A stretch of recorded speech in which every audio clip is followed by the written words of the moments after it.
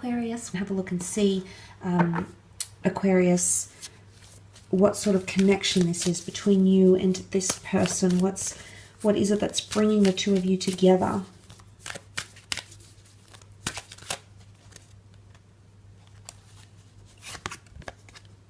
Okay, awakening. There was another sign that had this, but I cannot remember for the life of me which one it was, Aqua.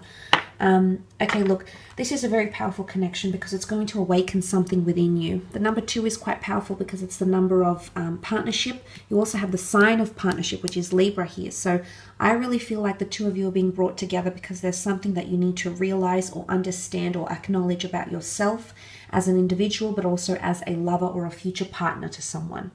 Likewise, I feel like this person is also engaging with you because they too have some sort of awakening. And this is very powerful because it shows that there's going to be a major shift in your love life when this person enters your life and when you establish a connection with them.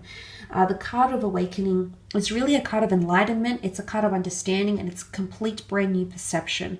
So I think there's a very beautiful potential from what can come of this. The karmic lessons that you'll learn, karmic energy, the karmic lessons that you'll learn, Aquarius, need to happen. It's all about divine timing for yourself and for this person when the two of you come together. So this is really, really powerful.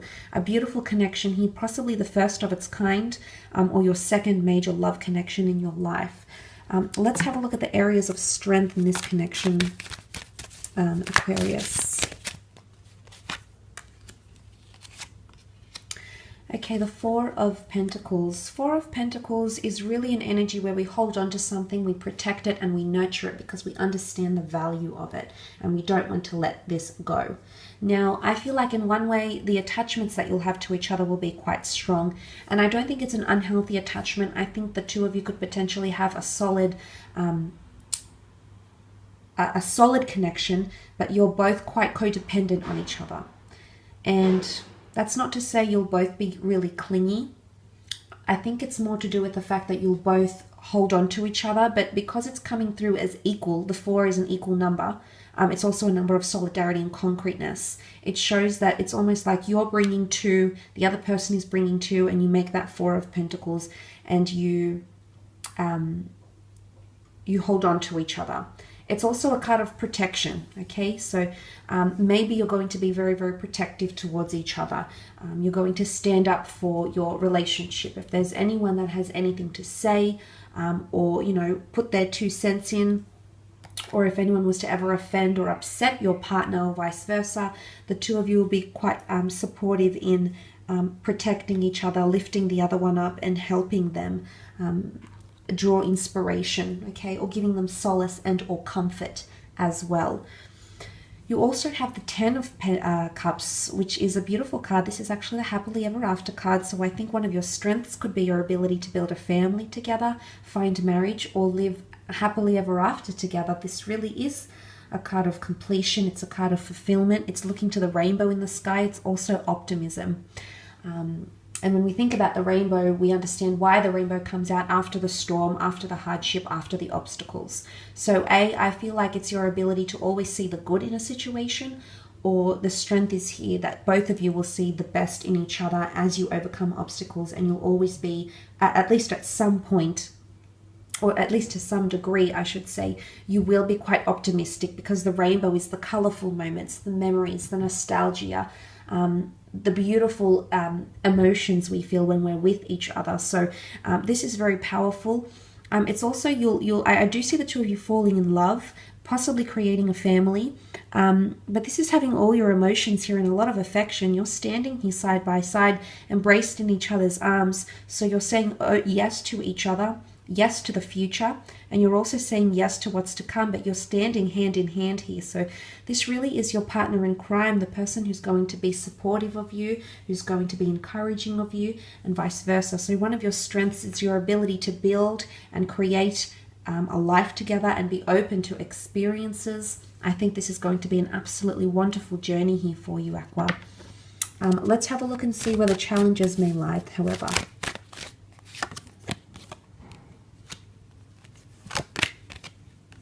Okay, 9 of Wands is quite a capricious energy. He's dubious, he's unsure, he's questioning things, he's uncertain about them, he's got his guard up. Now, this would sort of make sense because I did mention holding on and withdrawing and being attached to something here. So I do feel in one sense, sometimes it can be a good thing. Other times it might be a weakness of the connection. Fire energy is opposition and is defensiveness, or it is even possessive / jealousy / protectiveness that is to a degree a little bit unhealthy.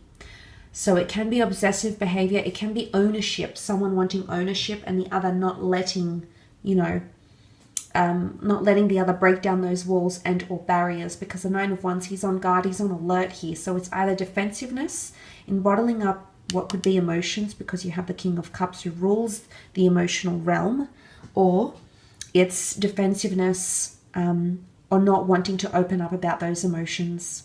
Now, this could be you, Aqua, this could be them, this could be the both of you, but you might see that in the Nine of Wands. It's also suspicions or paranoia. You can see the expression on his face and he's looking to the side as if he's almost expecting something to happen. So presumptuous behavior, insecure thoughts, either from yourself, from this person, from the both of you, can cause paranoia and or trust issues to be awoken in this connection. Okay, awakening is a lot. It's almost like you'll see a mirror being held up to you, or you're going to acknowledge things that maybe you didn't think were an issue, or you didn't think there was it was an unhealthy thing or this for this person, but nonetheless it could be something that happens between the two of you, which is quite interesting. Look, you also have the King of Cups, and he does rule the emotional realm. It can be Cancer, Pisces, Scorpio energy, but most importantly, it's about love, falling in love and managing emotions. The King of Cups reconciles with his emotions. He's very aware of them, but in this context, if we're reading it as a challenge, then he's trying to suppress emotions. And I say suppress because he's literally floating on this sea of emotion on a stone slab throne. And to read it in this context, I feel it points to someone bottling up their emotions and not expressing them as openly as you could. And when that is expressed, it's great and it's glorious and it brings harmony and happiness and affection, and it allows that bondship to be built closer and closer between the both of you. But when it's not, it has the potential to curb your relationship because it's suppressing emotions. It can also be at some point or another being too dependent on your partner, or them being too dependent on you. Because King of Cups is a lot of emotion, but look at the contrast here between the Nine of Wands and the King of Cups.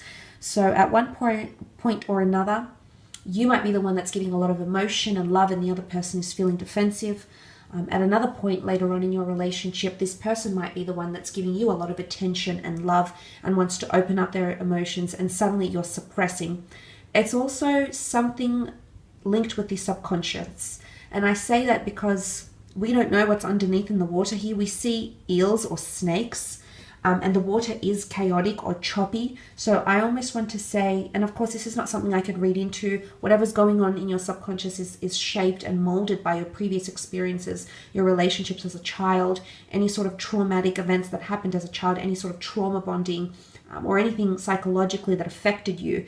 So this is something you might not even be aware of, but the subconscious is somehow going to impact this relationship, and it's going to prove challenging.